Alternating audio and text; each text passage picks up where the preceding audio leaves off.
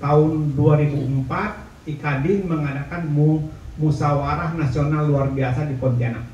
Mereka jawab, Pak, bad news is a good news. Tapi saya menghargai mereka, tolong dong mereka juga kasih peran.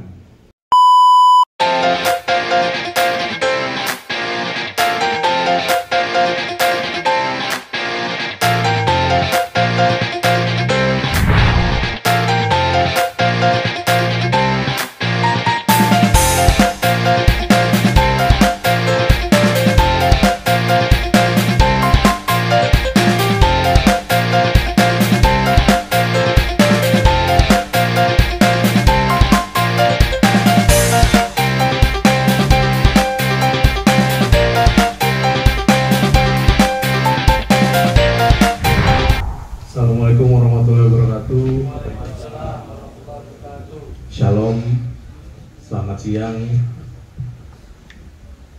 Terima kasih atas kehadiran rekan-rekan sekalian yang saya hormati, Ketua Umum DPP IKADIN, Abangda Adardam Ahyar, yang saya hormati Bunda kita, Bunda Lista. Terima kasih sudah hadir.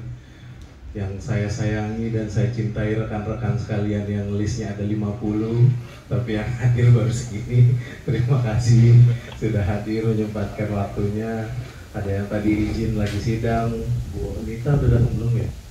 Bu Gila juga ya, lagi pada sidang. Kita doakan biar sidangnya lancar, menang, dapat duit banyak. Amin. Yang udah hadir di sini mudah-mudahan juga nanti dapat perkara yang banyak. Yang perkara jangan yang pro bono juga ya, yang berbayar ya. Bang Awan, terima kasih udah hadir walaupun sakit pinggangnya, kita doakan biar cepat sembuh. Dokter Arif ada nggak? Belum. Dokter Arif belum ya? Masih operasi kali. Masih operasi mungkin, tapi nggak apa-apa, kontribusinya udah sampai. Jadi terima kasih juga buat rekan-rekan yang udah berkontribusi untuk kegiatan hari ini. Luar biasa, terkumpul hampir 7 miliar dana yang terkumpul untuk kegiatan hari ini. Luar biasa, seneng banget saya, semangatnya luar biasa. Gerak semangat kita masih harus terus kita jaga semangat kita sama nanti di sesi terakhir. Selamat siang, assalamualaikum warahmatullahi wabarakatuh. Waalaikumsalam warahmatullahi wabarakatuh. Semua bapak, ibu penasehat ya, ibu penasehat. Jangan bosan-bosan menasihati kami. Jadi saya mungkin santai ya. Saya baru tadi malam datang dari Palembang. Ada perkara korupsi. Nanti jam 4 juga harus terbang lagi ke Palembang. Jadi khusus tadi malam pulang memenuhi undangan Al-Mukarram Edwin dan saya dari pengurus IKADIN, saya anggota IKADIN dari tahun 93. Itu udah 31 tahun. Saya tadi sampaikan kepada Pak Edwin, ya, kalau ingin cari wajah IKADIN yang original, lihatlah wajah saya. Penuh semangat, penuh perjuangan, penuh jutek, segala macam, penuh idealisme. Jadi kalau bicara IKADIN, program dasar itu ada 3. Bantuan hukum, penyuluhan hukum, dan terlibat di dalam politik hukum. Tadi saya sudah dapat penjelasan, ada sosialisasi, segala macam. Itu memang bahagian daripada basic program IKADIN. Saya mungkin Pak Edwin, Ibu penasehat, tidak akan menyampaikan masalah motivasi, tapi saya mencoba untuk menyampaikan beberapa macam informasi kondisi yang aktual pada saat ini. Berbicara IKADIN tidak bisa lepas daripada berbicara tentang Pradi. Karena Pradi adalah organisasi advokat yang didirikan antara lain oleh IKADIN. Apa pentingnya IKADIN dengan Pradi? Jadi setelah Undang-Undang 13 2003 itu diundangkan, pasal 32 ayat 2 memberikan kewenangan ke 8 organisasi. Dalam rangka pembentukan organisasi advokat itu, tahun 2004 IKADIN mengadakan musyawarah nasional luar biasa di Pontianak. guna memutuskan bagaimana cara IKADIN menyikapi pembentukan organisasi advokat yang diperintahkan oleh pasal 28 Undang-Undang Dasar Advokat single bar itu.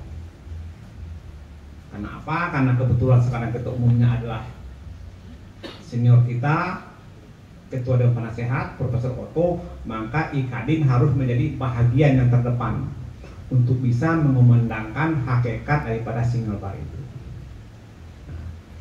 Di dalam Munaslup IKADIN di Pontianak itu disepakati beberapa putusan-putusan.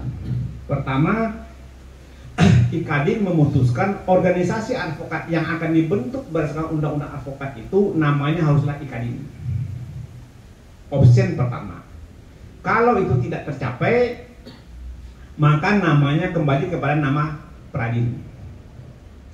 Kalau tidak tercapai, DPP IKADIN diberikan mandat dan kewenangan oleh Munaslup untuk menentukan namanya, yang kemudian namanya adalah Perhimpunan Advokat Indonesia, dengan catatan pertama, IKADIN harus mampu mentransformasikan spirit IKADIN, 3 hal tadi, ke dalam organisasi yang kemudian akan dibentuk, yang kemudian bernama Pradi. Kedua, IKADIN harus mampu secara terus-menerus dengan secara sedemikian rupa mengambil kepemimpinan Perhimpunan Advokat Indonesia. Dalam rangka apa? Dalam rangka terwujudnya cita-cita IKADIN, yaitu advokat yang mandiri, yang kemudian ini bisa kita lihat di pasal 5 Undang-Undang Advokat. Nah, pertanyaannya, apa sih bedanya IKADIN dengan Pradi? Jadi kalau teman-teman lihat risalah pembahasan undang-undang advokat yang kemudian menjadi undang-undang 18/2003 tentang advokat, ketika pembahasan baik pemerintah ataupun DPR sepakat bahwa organisasi advokat yang akan dibentuk itu cantelan konstitusionalnya adalah pasal 24 ayat 3 Undang-Undang Dasar 45 tentang badan-badan dan atau lembaga-lembaga yang berkaitan dengan kekuasaan kehakiman. Makanya kalau Anda baca konsideran undang-undang advokat bagian menimbang huruf B di sana tuh terlihat bahwa organisasi advokat ini masuk ke dalam rumpun kekuasaan yudikatif. Beda dengan polisi, dia masuk kepada eksekutif. Kenapa? Karena cantelan konstitusionalnya adalah pasal 24 ayat 3 Undang-Undang Dasar 45 yang mengatur tentang badan-badan dan atau lembaga-lembaga yang berkaitan dengan pelaksana kekuasaan kehakiman. Itu Pradi.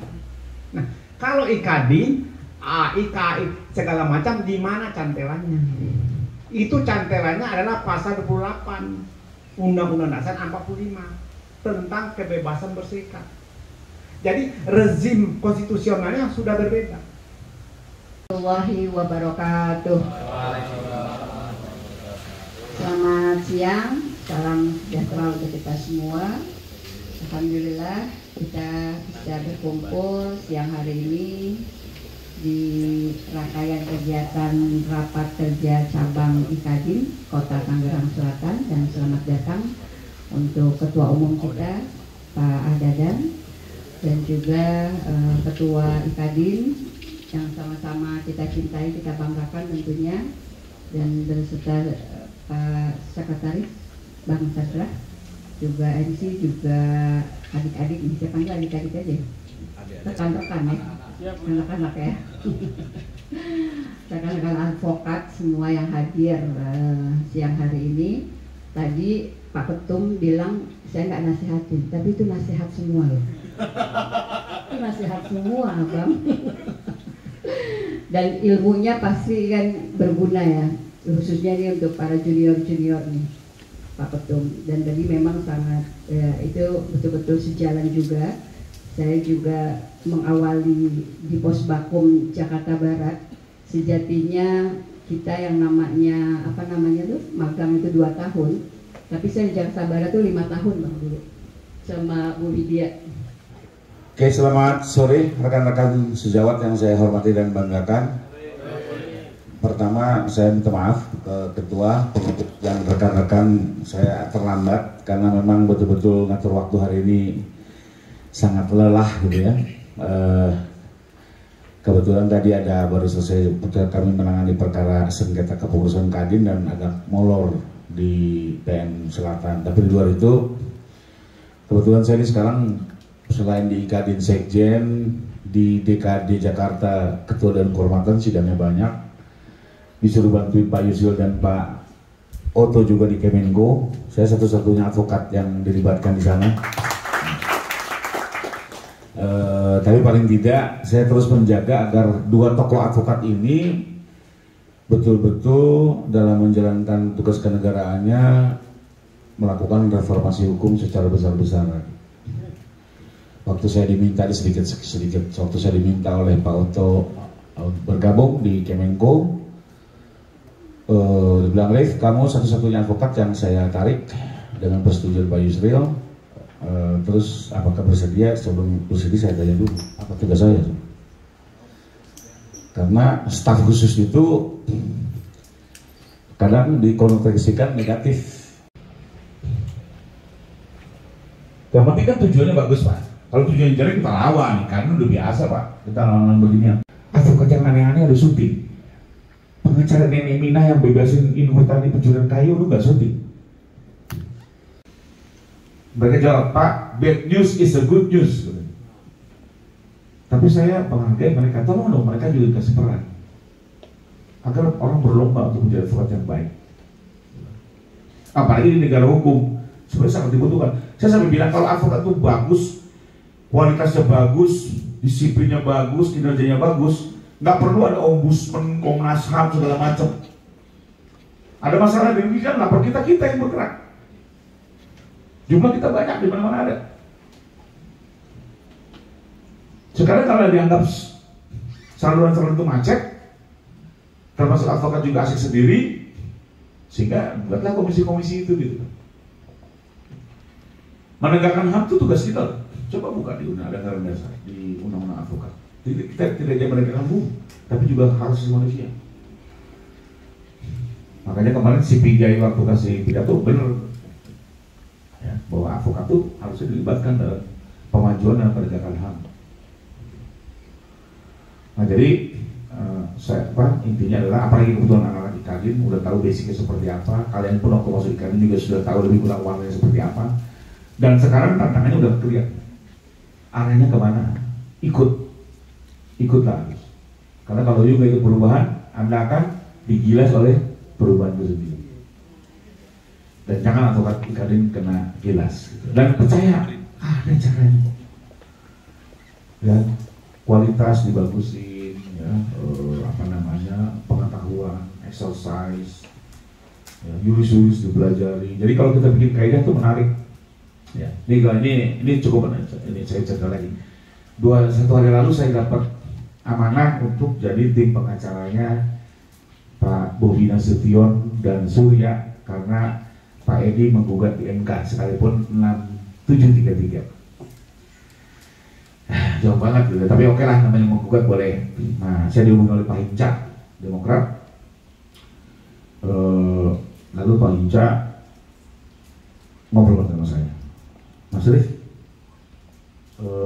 aku pengen kita nggak hanya sekedar melawan gugatan, lalu menang kalah kayak pengadilan catur. Tapi aku pengen kita nanti bisa melahirkan jurisprudensi di Mahkamah Konstitusi dalam kaitan menyongsong pemilu 2029. Emang kenapa, Bang? Lu udah bayangin nggak sekarang aja seluruh kabupaten kota mengajukan gugatan ratusan perkara di MK, itu bisa kena stop tuh oleh MK, sementara 14 hari harus putus. 2029, saya juga bertahu, digabung semua pilpres, pilek, pilkada, bisa ribuan kasus. Nah, pertanyaannya, bagaimana cara mengurangi orang mengajukan gugatan? Berarti perlu ada yuris baru yang menjadikan kaidah, misalnya tuntutan melewati 30 tahun, maka sudah daluarsa. Jadi orang tahu, oh sudah dalam 30 tahun udah aku bangsa dewasa. Atau kriteria TSM itu begini, terstruktur itu begini, masih seperti ini, dengan perkembangan masa kini.